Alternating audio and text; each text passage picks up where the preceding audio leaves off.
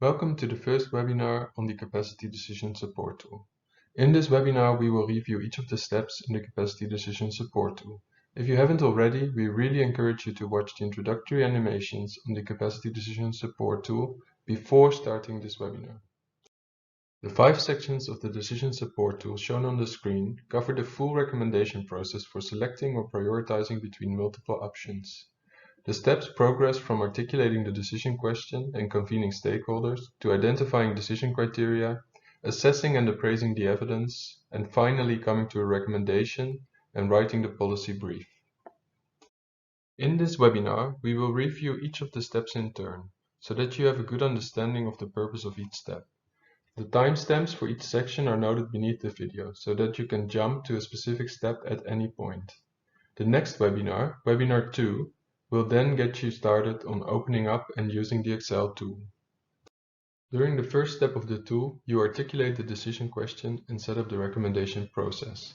This would normally be conducted by the relevant focal points within the Ministry of Health who are coordinating the recommendation process.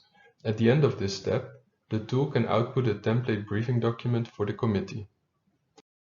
The first step is to clearly lay out the objectives of the recommendation and why it is important, as well as framing the question and its potential implications within your country's specific context. How might the recommendation outcomes impact the functioning of your immunization program and health system? Are there broader economic, socio-ethical, or legal implications that the committee should be aware of before making the recommendation? After this, you consider the options that the committee will compare to come to a recommendation. In other words, the alternatives or potential solutions to address the decision question. For example, if you need to decide which rotavirus vaccine product to procure, which products are available, will you evaluate all of the available products or only a subset? For example, only products that are stored between 2 and 8 degrees, or products for which Gavi has available supply. In this example, the options are the rotavirus vaccine products that you are going to compare. Now let's take a different example. If you want to improve the financial sustainability of your HPV vaccination program, which options could you explore? Some potential options are shown on the screen, but in this case the options under consideration will be very specific to the local context and existing delivery strategy. Now, let's imagine that you are prioritizing which new vaccines to introduce into your national immunization program within existing resource constraints. Which options will you compare? We will be using this example decision question during the remainder of this webinar. Take a minute to write down any options that you can think of. Press pause and restart the video once you have finished. These are some of the options or vaccines that you may have noted down. Are there any that you did not include? Are there others that you thought of? There may be some that you deliberately excluded because the vaccine is already introduced, or it protects against a disease that is not a public health priority in your country. However, maybe you forgot about some of these vaccines or did not know that they existed.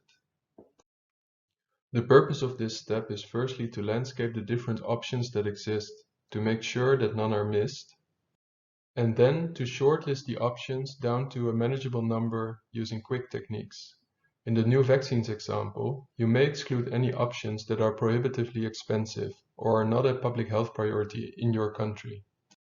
And finally, to document which options you will evaluate and why these options have been chosen and other options excluded.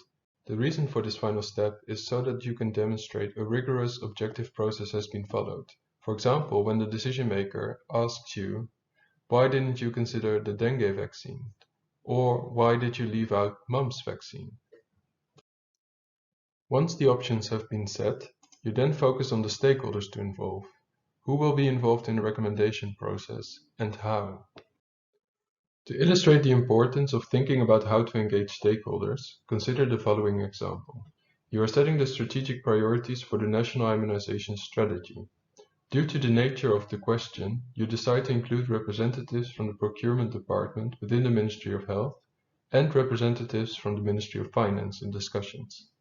Which challenges might you encounter in engaging these stakeholders in the recommendation process, and how could they be overcome? Take a couple of minutes to note down challenges and solutions. Press pause and restart the video once you have finished. Some IDs are noted on the screen, but these challenges will be specific to your context. It may be, for example, that these representatives are very busy and do not consider the immunization program strategy as important. To maximize their input, you might consider briefing their superiors for buy-in at the beginning of the recommendation process, or to identify steps for which their engagement is crucial, so that you can ask them to prioritize attendance in these meetings. Now, let's assume one of the options you are evaluating is birth dose hepatitis B vaccine. Given low coverage for home births and among indigenous groups, you decide to invite representatives from these two groups to participate in the recommendation committee meeting to share their perspectives with committee members. Again, take a minute to note any potential challenges that you foresee and how they could be overcome. Press pause and restart the video once you have finished. Some ideas are noted here. It may be that a lack of knowledge about vaccines and the immunization program prevents the representatives from fully contributing to discussions, or they may be shy or feel that they are not listened to by some of the academics in the room. These challenges could be overcome by using an experienced meeting facilitator that encourages participation from all members, and by conducting a series of briefing calls before the meeting to cover the basics of vaccination. We have now reached the end of the first step of the tool and move on to the second step, criteria for decision making. In this step, the committee decides how the different options will be compared by laying out the different factors that will be taken into account and how the committee will combine evidence from across disciplines to come to a recommendation. The first part of this step is to decide which criteria will be used to compare the options. For this part, you can either use an existing set of criteria, or the committee can develop the list of criteria themselves. Now think back to the example to prioritize between new vaccine introductions. If you were comparing between introduction of measles vaccine second dose, influenza vaccination for pregnant women, oral cholera vaccine for outbreak response, and typhoid vaccine in high-risk areas, which criteria would you use to decide which of the vaccines are highest priority to introduce? Note down 5 criteria.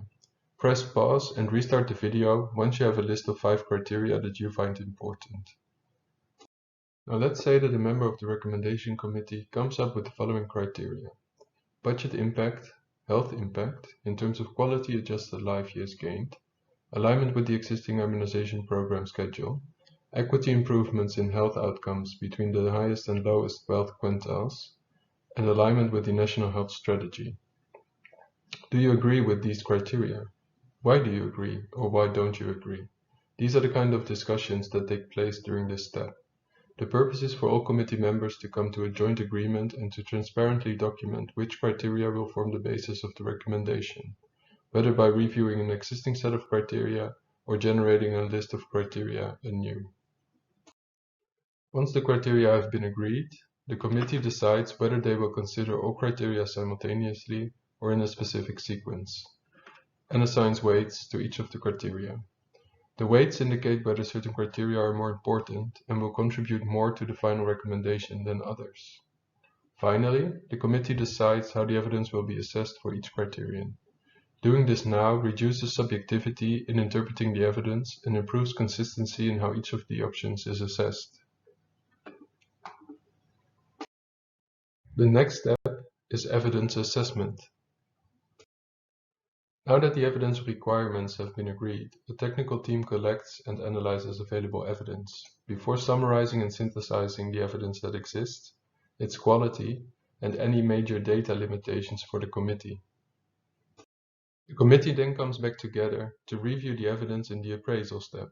Using the evidence summaries put together by the technical focal points, the committee compares the performance of the different options to identify which are better than others.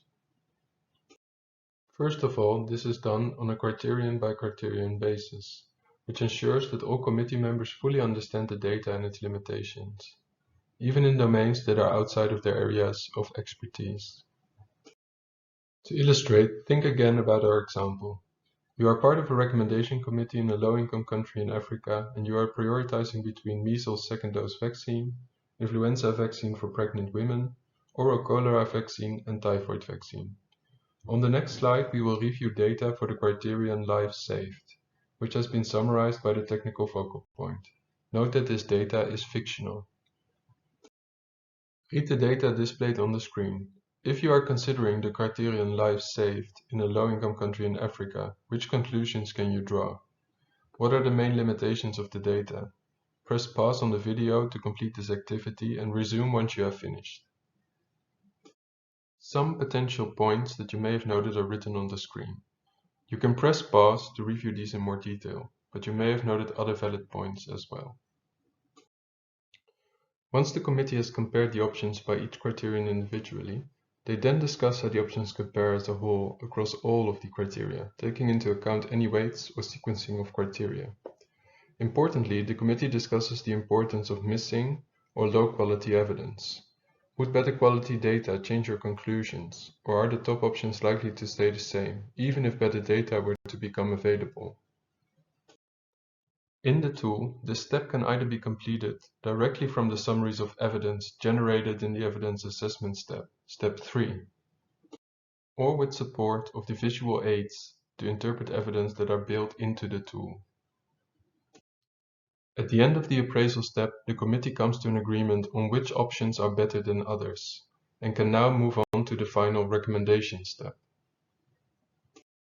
Initially, the committee will make a preliminary recommendation, either selecting one of the options or agreeing on a preliminary ranking, depending on the nature of the decision question, and considers the strength of the recommendation to decide whether they feel confident to proceed or whether they want to wait until better evidence becomes available. If the committee does proceed with the recommendation, they then consider implementation of the recommendation. Are there major implementation challenges that have not yet been discussed? Did the committee identify any major drawbacks of the chosen options or top-ranking options? The purpose of this step is to consider how these can be overcome, and the mitigating actions form supplementary recommendations that accompany the main recommendation. Let's take an example. Imagine that the committee recommends to introduce measles vaccination to the vaccination schedule. There is discussion amongst committee members on how to ensure high coverage with measles vaccination and mitigate the risk for dropout. What would you recommend to mitigate against this? Take a minute to note down some ideas. Press pause and restart the video once you have finished. Some potential answers are shown on the screen, including distribution of clear introduction guidelines, posters and teaching materials, providing adequate training for health workers, conducting demand-generating activities, planning to increase the cold chain capacity, ensuring adequate demand forecasts and monitoring of stockouts and supply challenges to ensure equitable uptake of the measles vaccination. These suggestions would form supplementary recommendations to accompany the main recommendation on product choice. After this, the committee documents the final recommendation with a brief rationale, alongside any supplementary recommendations, and also documents research recommendations that highlight priority data gaps to fill. The committee also identifies when the recommendation should next be reviewed and whether there are any monitoring requirements.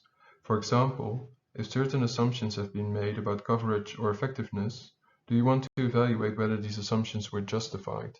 Is there new data coming out in the future which may lead you to revise the recommendation? Finally, the recommendation is written up and communicated to finalize the process. We have now reviewed the full process covered by the Capacity Decision Support tool. In the second video of this two-part webinar, we will open up the Excel tool and cover the basics of navigation and data entry, so that you feel confident and ready to start using the tool. For more information and support on any of the content covered in this first webinar, you can refer to the guidance manual for the Capacity Decision Support tool. You can explore the training modules for self-study available on the WHO IVB website, or you can ask us questions on the Capacity Workspace on the site Health or by email. See the links beneath the video to get started.